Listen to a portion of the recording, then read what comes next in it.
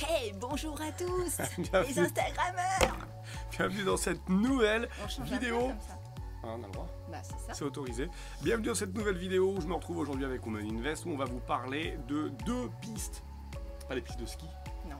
Non, mais deux pistes par contre, car vous avez été nombreux à nous demander comment un locataire, comment se séparer d'un locataire qui ne paye pas forcément ou sur lequel vous avez un autre projet, par exemple pour l'appartement, le passer en meublé, le passer en location courte durée ou tout simplement derrière vous en séparer. On va vous donner deux pistes qui vous permettent de pouvoir donner quelques indices, quelques idées à votre locataire de part.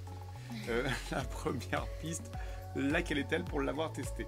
Voilà, c'est l'augmentation des loyers de façon tout à fait légale, bien évidemment, en fonction de l'IRL, donc une fois par an, c'est de mettre en place et de ne pas oublier d'augmenter ces fameux loyers. Alors le locataire, il est obligé de les accepter. Oui. Donc chaque année, on va regarder l'indice des loyers, on va le calculer au trimestre et on va augmenter le loyer et lui envoyer une petite lettre en lui disant qu'à partir du mois prochain, le montant du loyer sera majoré de temps. Exactement. Donc ça, effectivement, ça peut donner un petit indice à votre locataire si chaque année il reçoit une augmentation. Il est arrivé, c'était 600 € par mois, ça fait 10 ans qu'il est là, il est à 694 € par mois. Il va peut-être se dire, c'est un peu moins cher ailleurs, réfléchir et peut-être éventuellement vous envoyer un recommandé pour partir. Ok, d'accord, j'augmente mon loyer, mais il décide de ne pas partir. Donc il y a encore une autre solution. Et pourtant il décide de ne plus payer non plus. Est-ce qu'on peut lui demander quelque chose qu'on aurait stipulé dans le bail qui va nous permettre de pouvoir imposer ou démarrer une démarche pour pouvoir s'en séparer? Exactement, donc il ne faut pas oublier sur votre bail de mettre ce que l'on appelle les clauses résolutoires. En fait, ce sont des clauses dans lesquelles vous stipulez certaines règles, certaines tâches, certaines choses à faire. Et notamment que tous les ans, il faut que vous donniez votre fameuse attestation d'assurance. Multirisque habitation. Imagine que s'il a des difficultés de payer le loyer ou autre, il se peut qu'il ait d'autres difficultés. Alors, on n'est pas là pour l'enfoncer encore une fois, mais on veut récupérer notre logement. C'est ça, parce qu'on vous parle en connaissance de cause, hein, ça c'est le cas. Et ça a mis plus d'1 an et demi donc à sortir la personne. Et au-delà de ça, qui était de très mauvaise foi, qui a mis le logement sans dessus-dessous. Donc beaucoup de travaux à faire derrière. Et donc c'est vrai que le fait de demander également son attestation mise à jour une fois par an concernant sa MRH, ça peut être aussi une notion pour laquelle vous pouvez anticiper ou du moins faire que la personne sorte plus tôt.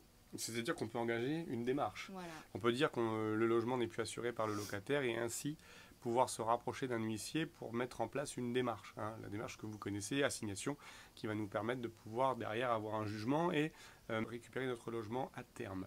On n'est pas obligé tout de suite de mettre la claque. C'est pas... Non, c'est pas dans les... Ça, ce sont des règles qui sont tout à fait légales. C'est pas dans les pistes.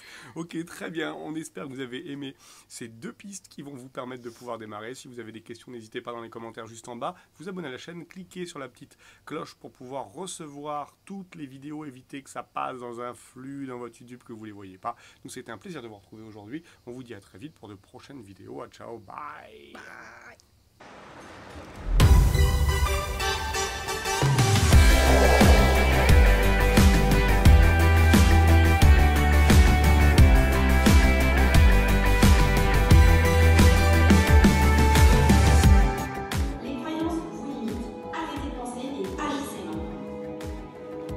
Totalement novice dans le domaine et ça me permet d'améliorer mes compétences immobilières, voilà, de découvrir un petit peu ce qui se fait et sur quoi je pourrais partir moi quand je vais commencer à investir dans l'immobilier. On ressent vraiment qu'ils ont envie de nous aider et c'est vraiment quelque chose qui m'a plu aussi dans leur formation.